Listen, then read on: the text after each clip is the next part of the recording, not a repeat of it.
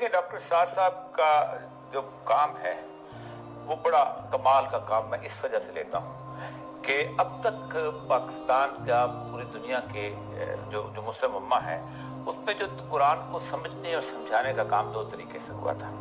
ایک تو وہ تھے کہ جو مدرسے کے اندر لوگ بیٹھتے تھے اور ہمارے علماء کرام وہ باقاعدہ لوگوں کو سمجھاتے تھے، صرف و نحو پڑھاتے تھے، قرآن پڑھاتے تھے، حدیث پڑھاتے تھے، باقاعدہ ایک طویل. دوسرا یہ تھا کہ مفسرین جو تھے وہ تفسیریں لکھا کرتے تھے. تو آپ تفسیر ابن کثیر سے لے کے اب تک وہ سارا کچھ مفسرین جب تفسیر لکھتے ہیں تو اس کے اندر سوائے مولانا مودودی کی ایک تفسیر کے باقیوں کا کمال یہ ہوتا ہے کہ وہ عموماً اپنے علم کو ظاہر کرنے کے لیے بہت ساری چیزیں جو ہیں کھولتے ہیں اور وہ عام آدمی کے سمجھنے سے بالا تر سے چیز ہو جاتے ہیں، ثقیل ہو جاتی ہے بہت. ڈاکٹر اسرار صاحب نے جو راستہ اختیار کیا بیسیکلی وہ سنت نبی صلی اللہ علیہ وآلہ وسلم کا راستہ تھا کہ آپ کے وہ جو 180 گھنٹے ہیں میرے خیال ہے ان کے درس قرآن ہیں وہ آپ نے عام آدمی یعنی عام آدمی جب آپ کا مجمع بیٹھا ہوتا ہے تو اس میں کوئی عربی کا عالم نہیں ہوتا، اس سے کوئی ڈاکٹر بھی نہ ہو، اس سے کوئی انجینئر، اس سے میٹرک پاس بندہ بھی ہوتا ہے جو آپ سے سورہ بقرہ کی یا سورہ اعراف کی آیات جو ہے پڑھنا چاہتا ہے. تو آپ پورا علم بھی قرآن کا آپ کے سامنے ہوتا ہے اور عام آدمی تک کمیونیکیشن کا مسئلہ بھی ہوتا ہے. تو وہ جو خدمت قرآن ڈاکٹر صاحب نے کر دی ہے رہتی دنیا تک اس کا کوئی جواب. اللہ اکبر، اتنی بڑی آج بھی کبھی کوئی چیز کھول لی ہو. اور پھر سب سے بڑی بات یہ ہے کہ ڈاکٹر صاحب کا کمال یہ تھا کہ ان کا اللہ تعالیٰ نے اتنا شاندار حافظہ دیا ہوا تھا کہ کراس ریفرنسز بہت ان کے چلتے رہتے تھے. اور ہمیشہ مجھے یاد اچھے تھے کہ آخری جو ان کی تقریب تھی وہ ان کے ہوئی تھی اور ان کے گارڈن میں، تو اس میں میں بھی شریک تھا اس تقریب کے اندر. تو مجھے یاد اچھا تھا کہ ڈاکٹر صاحب بیٹھ کے باقاعدہ نوٹس لیتے تھے اور نوٹس لینے کے بعد وہ پھر اس کے بعد ایک اور چیز جو ڈاکٹر صاحب کے ساتھ ہوا تھا کہ ڈاکٹر صاحب کے ساتھ ہم نے ایک پروگرام شروع کیا تھا، ایک اور ٹی وی تھا چینل میں ہوتا تھا اس وقت. تو تھا کہ ایک ہم نے جاوید اقبال علامہ اقبال کے فرزند اور ایک ہم نے ڈاکٹر اسرار کو رکھا تھا. میں کمپیئر تھا. ہم چاہتے کہ اقبال کو ہم ایک روحانی فرزند اور ایک جسمانی فرزند، اور میں نے تعارف بھی یہی کرایا، لیکن پھر ڈاکٹر صاحب کی زندگی کا مثال سے اللہ تعالیٰ نے ان کو. دوسری کمال کی بات یہ ہے کہ ڈاکٹر صاحب سے زیادہ مطلب حق کو یعنی آپ اندازہ کریں کہ جس وقت انہوں نے سود کے خلاف کمپین شروع کی ہے تو خود کہا کرتے تھے کہ بہت سارے ایسے نمازی تھے جو میرے پاس نماز پڑھنے آتے تھے پھر چھوڑ کے چلے گئے کہ ہم روز آپ سود کی بات کرتے ہیں، ہم نہیں، ہم روز ہم کو برا لگتا ہے. دوسرا بات ہے بہت سارے تاجر تھے جو بینک سے آتے تھے باقی، لیکن ڈاکٹر صاحب نے اپنا سٹینڈ رکھا. اور مجھے یاد ہے انہوں نے ایک علماء کی کانفرنس میں پنڈی میں تھے کس جگہ، وہاں تمام علماء کا کہ آپ ساری باتوں کو چھوڑ دیں، شیعہ سنی بریلوی دیوبندی آپ ایک سود پہ اکٹھے ہو جائیں، جس طرح آپ اکٹھے ہو جائیں اس سے پوری دنیا جو ہے آپ کے لیے جو ہے نا آپ کے سامنے کھڑی ہو جائے. سب سے بڑا تو مسئلہ سود کا. دوسری بات یہ ہے کہ ان آخری عرصے کے اندر ان کے اندر جو انہوں نے کچھ کتابیں بھی لکھی، امت مسنا کا زوال بھی اور باقی چیزیں بھی، اس کے اندر انہوں نے جو آخری معاملے کے اندر ایک چیز جو کہ میں نے ان سے بھی سیکھی ہے اور لوگوں سے بھی سیکھی ہے وہ یہ تھی کہ اپنے کرنٹ افیئرس کو اللہ تبارک و تعالیٰ کی قرآن پاک اور رسول اللہ کی حدیث کی روشنی میں انٹرپریٹ کیا جائے. یہ بڑا کمال تھا.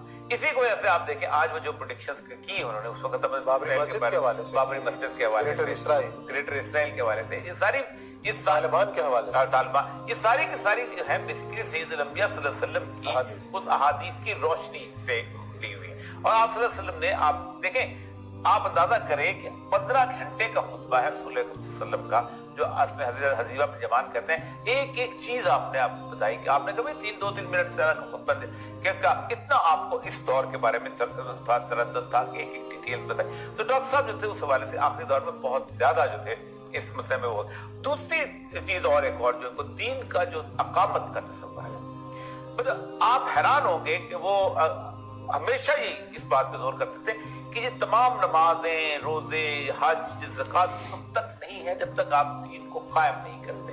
اور یہ دین کے وضاحت یہ تصور تو خیر مولانا مودودی کے زمانے سے آیا اور یہ سارے اسی شاخ کے پھول تھے سارے کے سارے. تربیت بھی تو اسی کا جی وہ مولانا مودودی اسلامی جمعیت کے نام میں ہے، اسلامی جمعیت طلبہ پاکستان کے نام میں ہے ڈاکٹر صاحب. لیکن اس کے باوجود بھی اور خود تو کہا کرتے تھے ان کا ابوالکلام اپنے جو 4 بیسیکلی لیتے تھے نا، مولانا امین حسن اصلاحی، اس کے بعد ابوالکلام آزاد اور مولانا مودودی اور اس طرح ایک اور کا بھی نام لیا کرتے تھے کہ جن سے ان کے چشمہ فیض جو ہے انہوں نے حاصل کیا. لیکن دیکھیں کمال کی بات,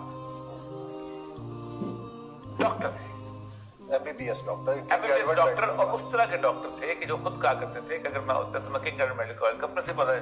یعنی ان کو وہ بیمار ہو گئے تھے اور ان کے بارے میں ان کو کہا گیا تھا ٹیچروں نے کہ آپ صرف آ کے یہاں پر ایک دفعہ صرف حاضری لگا دیں, ہم آپ کو وائبا میں پاس کر دیں گے. لیکن وہ بیمار ہو گئے تھے, وہ نہیں آتے, پھر اگلی دفعہ انہوں نے کیا. لیکن اس کو چھوڑ دیا میں کہ اگر میں اس طرح کے میڈیکل کالج کے ڈاکٹر میں اپنے پیسے پہ کمانے میں لگا رہا, سب کچھ کیا رہا, تو پھر میں تو کچھ نہیں کر سکوں. چھوڑ چھاڑ کے پھر دین کا علم سیکھا, باقاعدہ عربی صرف و نحو سیکھی, دین سیکھا, باقی چیزیں سیکھی مکمل طور پہ مختص. اور وہ کہا کرتے تھے, ایک دفعہ سوال کسی نے مجھے ڈاکٹر صاحب سے کہ علماء یہ کہتے ہیں فلاں, اس نے کہا یہ دین سیکھنا علماء کا فرض ہے, اللہ تم سے نہیں پوچھے گا. تمہارا بیٹا تو جائے آکسفورڈ, تمہارا بیٹا تو جائے ہارورڈ, تمہارا بیٹا تو جائے میکگل, اور دین مولوی کے کھاتے میں کیوں؟ اور وہ کہتا غصے میں آ گئے, میں نے سیکھا نا. اور پھر سب سے بڑی بات یہ ہے کہ اچھا اس میں یہ اعتراض بھی لوگ کرتے رہے کہ کسی مدرسے سے فارغ التحصیل نہیں تھے, ہمارے بڑا آج کل کا آ گیا ہوا ہے, ان کے پاس وہ سند ہی نہیں. اس دنیا پوری میں اب یہ چیزیں ختم ہو چکی ہیں. دنیا کے میجر نوبل پرائز نام گن دوں نا, وہ کسی مدرسے سے نہیں پڑے تھے. جس بندے نے میگنیٹک فیلڈ ایجاد کی تھی نا, سائنسدان کے اس بندے نے, فیراڈے, وہ ایک لیبارٹری بوائے تھا, چھٹی جماعت میں فیل ہو گیا تھا. آئنسٹائن کو 7th کلاس کے اندر اس نے کہا تھا تو پتر کچھ نہیں بانٹ سکتا, تمہیں حساب نہیں آتا. اور آج وہ نوبل پرائز اس کا تھیوری آف ریلیٹیوٹی سے, میں مثالوں کی مثالیں ہیں, they were all drop out, اسکولوں سے نکلے ہوئے لوگ تھے. تو یہ کوئی یہ نہیں جس کو دین اللہ تعالیٰ عطا کرتے, یہ کون سی بات ہوتی ہے. ہاں البتہ یہ ہے کہ میڈیوکر کے لیے باقی چیزیں وہ جو ہے نا, کہ دیکھیں تقلید کے بارے میں میں اقبال کا قائل کہ اجتہاد اندر زمانے انسان میں اجتہاد اگر آپ کرتے ہیں تو اس کا مطلب ہے کہ آپ کی بساط الٹ جائے. وہ کہتا یہ ہے کہ تقلید بنیادی طور پر زمانے اس کے اندر انحطاط کے اندر جب زوال آ جائے تو ضروری ہوتی ہے, آپ کو نہیں پتا چلتا. لیکن ایک عالم آدمی اگر تقلید کرتا ہے تو وہ شرک کرتا ہے. ڈاکٹر صاحب کا بھی یہی کمال ہے. پھر ڈاکٹر صاحب سے ایک اور چیز, انڈیا میں اس سے بولے کہاں کہاں وہ بین نہیں ہوئے, کس کس جگہ وہ نہیں ہوئے, لیکن اپنے موقف پہ آخر وقت.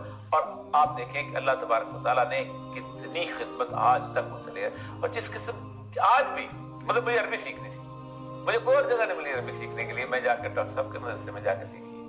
اور پھر اس کے بعد یہ ہے کہ آج بھی اگر آپ کو کہیں پر اچھے قرآن پڑھانے والے درس والے آپ جائیں گے تو آپ انہیں کی انسٹیٹیوشن سے یا پھر قرآن کے جو حلقہ رمضان المبارک کے دوران تراویح کا جو, اور آپ کو یاد ہوگا ڈاکٹر صاحب نے ایک 30 پاروں کی ایک سیریز شروع کی 1977, زیادہ اپنے آتے ان کو لیا تھا ٹی وی میں, اور وہ لوگ پوری گلو ہو کے دیکھتے تھے. رمضان میں ڈاکٹر صاحب کا 1 گھنٹے کا پروگرام ہوتا تھا, 1 پارے کا 30 پارے انہوں نے ختم کیے تھے.